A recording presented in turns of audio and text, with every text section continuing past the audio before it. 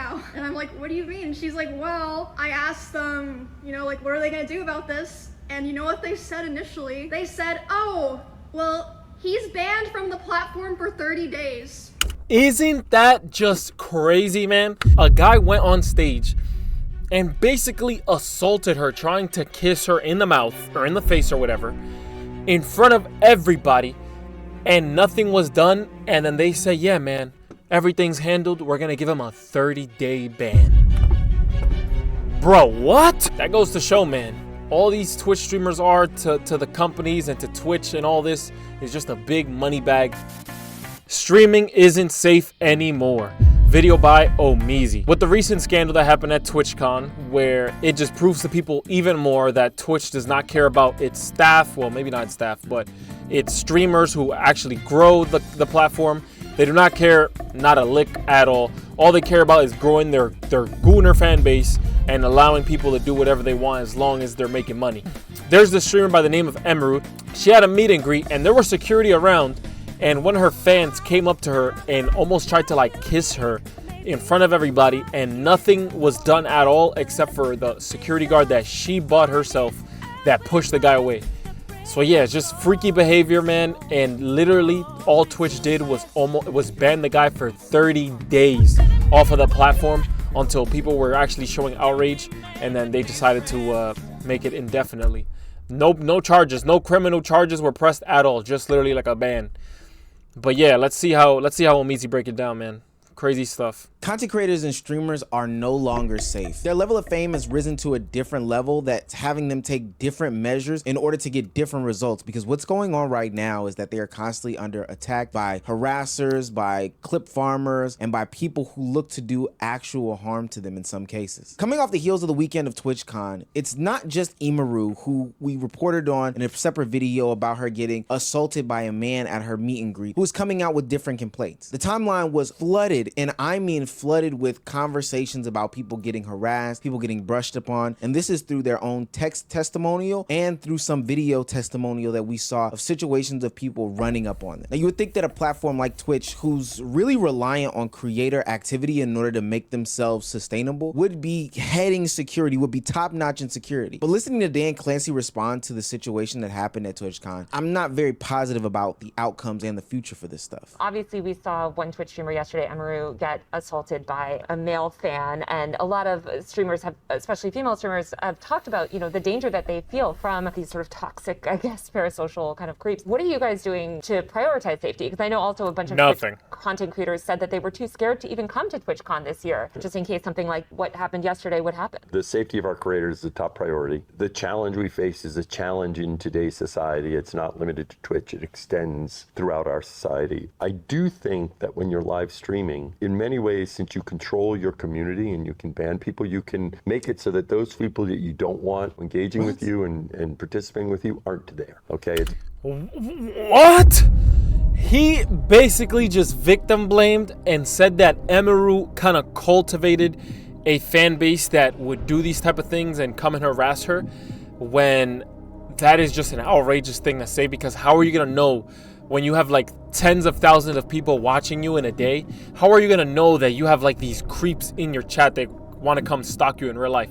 Why not you, as the Twitch CEO, actually made an example out of the person who did this weird stuff and maybe pressed illegal charges on them, so that people down the line wouldn't try to do this ever again?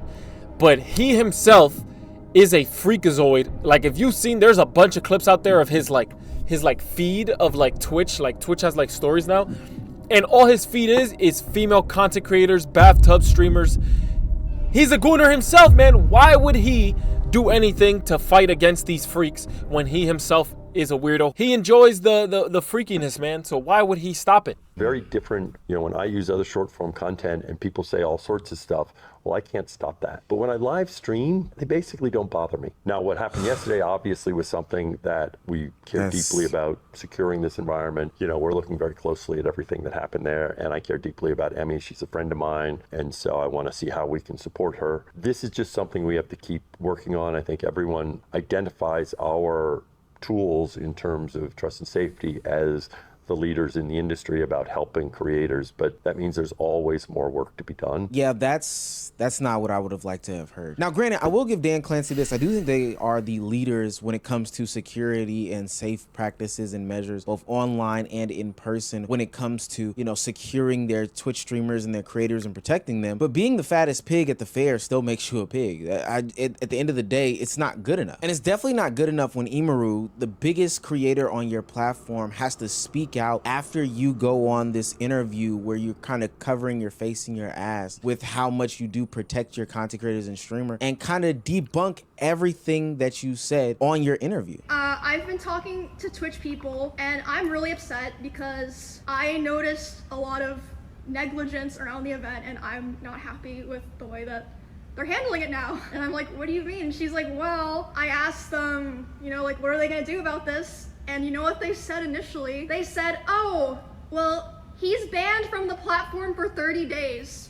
Isn't that just crazy, man? A guy went on stage and basically assaulted her, trying to kiss her in the mouth or in the face or whatever, in front of everybody, and nothing was done. And then they say, yeah, man, everything's handled. We're gonna give him a 30-day ban.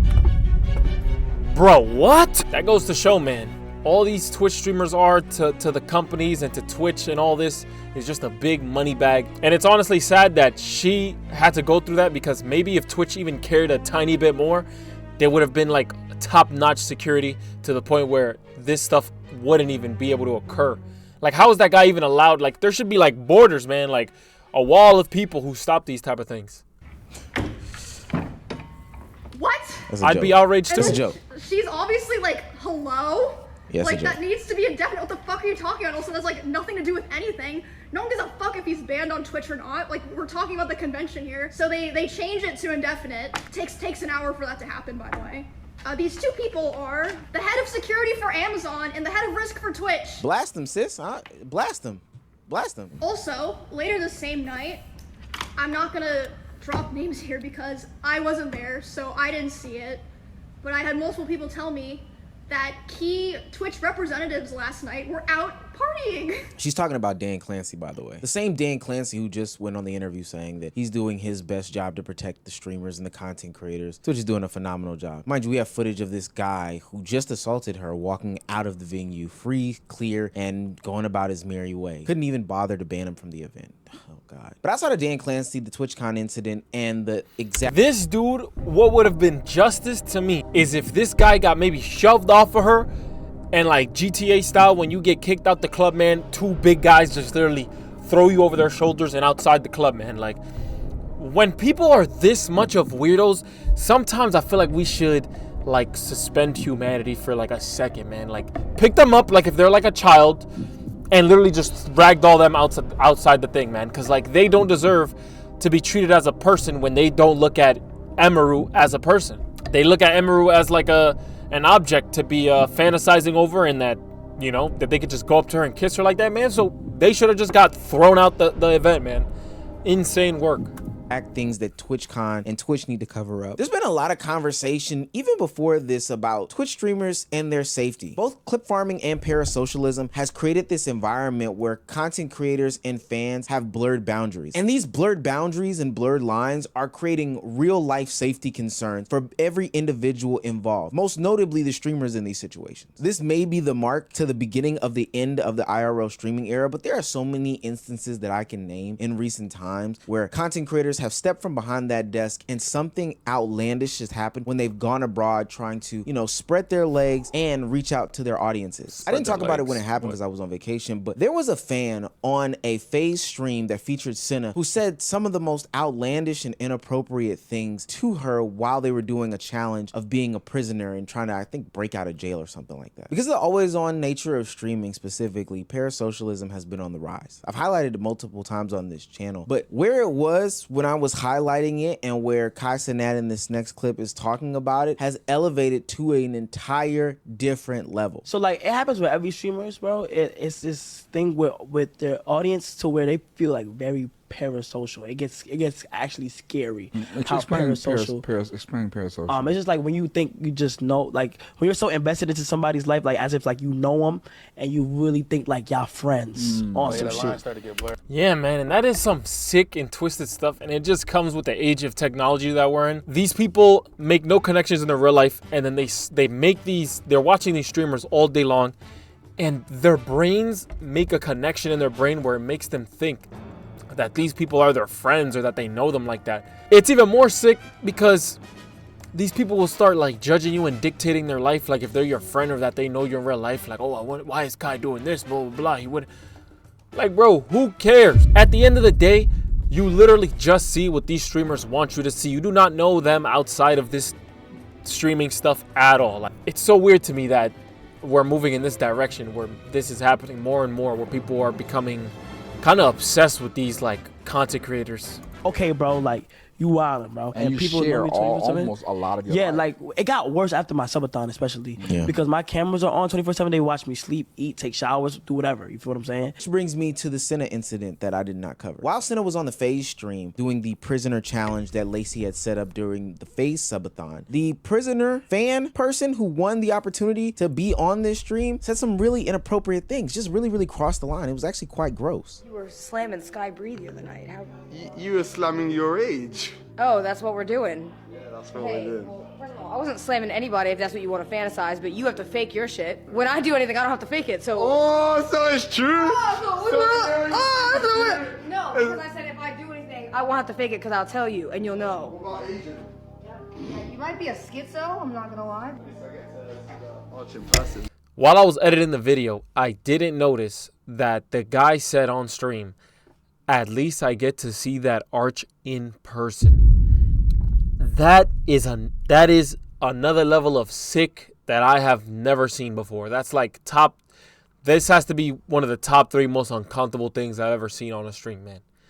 For his brain to think that that is okay to say, this dude needs to be exiled from civilization to never be seen again. Dude let his meat like do all the talking, man. Like he was just fully perved out in this moment, man, to say that. That is wicked. That's what you want to do? Hey, yo. So I'm letting you know right now, a bucket of water will come flying through this thing. You want to say sorry? This is why he's locked up. Oh, I got a fire extinguisher. I'll shut my eyes, don't worry. It's a little weird one. Bro, I feel bad, bro. What'd you say? Bro, I said I saw the arch in person. And now I feel bad. You said it to her, or you said it to the camera? I don't even know, because she had her shit turned around. So, like, she was walking around. He's smiling. She heard you? No. Like, she was, like, doing the toss. Uh-huh. And then, yeah. And you said it, and she heard you. I'll be back. Sammy? Apologize to Sarah. Hold on. You gotta say for what and all that shit? Sorry, I'm actually so sorry. Like, okay. Well, I shouldn't, it's not okay. Like, I shouldn't have said that. Wait, that's kind of nice. I feel bad now. No, John, I swear to God, I'm actually sorry. Like, Thank you. You don't even know me. I shouldn't have said that. Sammy's going home. I'm gonna pay him the percentage for the time that he was here. Obviously, I care about Senna a lot.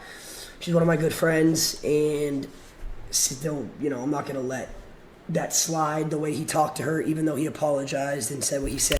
Disgusting. The way he talked to her, even though he apologized and said what he said. Now, while I do think what Sammy said is disgusting, I do think that it was a good job for Lacey and Rage to stand up for Senna in that specific moment. What he said was totally inappropriate. I don't think anybody can debate that at all. And the only reason why he felt that he could say that is because he's on a FaZe stream and he just felt like, he was close to Senna. And I can almost guarantee you that we collectively can guess the excuse that he decided to use when Sammy, the prisoner, got on his stream later on and gave his explanation as to why he said it. Mind you, this is a FaZe stream. Bro, I didn't actually mean to like sexualize her in any fucking way.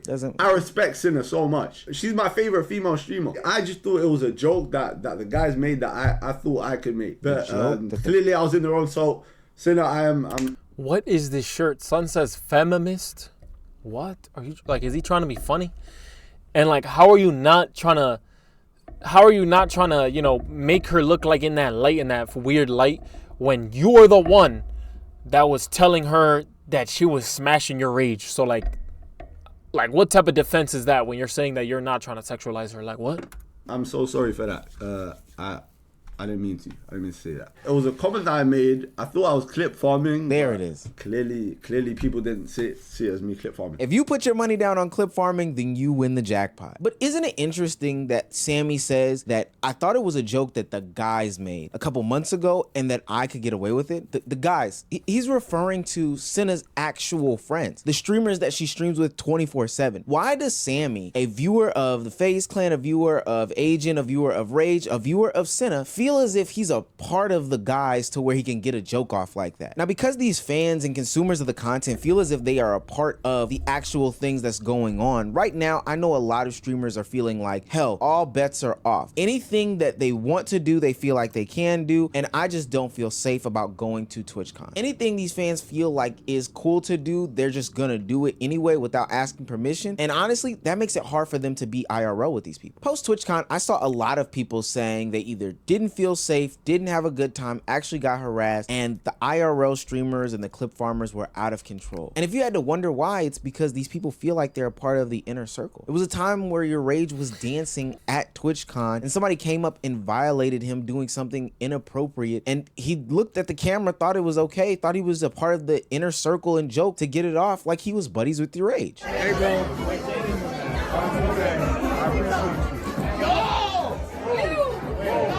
Hey, yo, my dude just dropped it like it's hot on your Rage. What? I need to get the replay.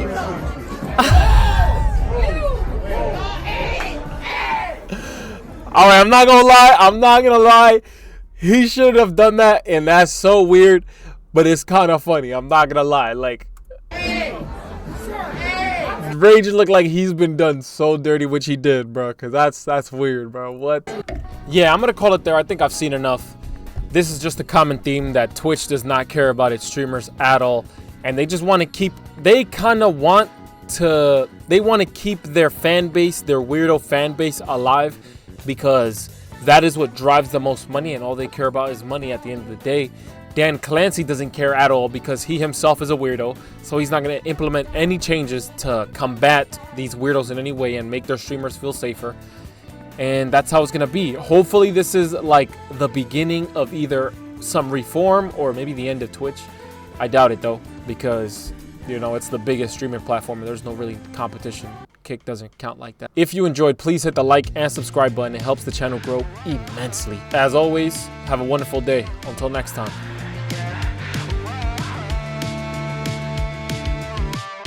Head to the stars, head to the stars, head to the stars, head to the stars, head to the stars, head to the stars.